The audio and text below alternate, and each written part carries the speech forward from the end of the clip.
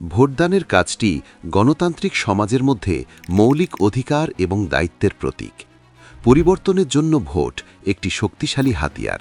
বাংলাদেশের আর্থসামাজিক প্রেক্ষাপটে নাগরিকের এই দায়িত্ব আরও বেড়ে যায়, কারণ ভোট দেওয়া নিছক ব্যক্তিগত কাজ নয়, এটা নাগরিক ও গণতন্ত্রের সমষ্টিগত অভিব্যক্তি।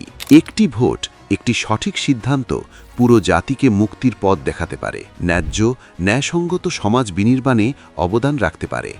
একই সাথে একটি ভুল ভোট, ভুল সিদ্ধান্ত ভোগাতে পারে পুরো জাতিকে, ব্যাহত করতে পারে দেশের সামগ্রিক অগ্রগতি। একটি ভোটের মাধ্যমে নির্ধারিত হয় দেশের রাজনৈতিক আর অর্থনৈতিক ভবিষ্যৎ।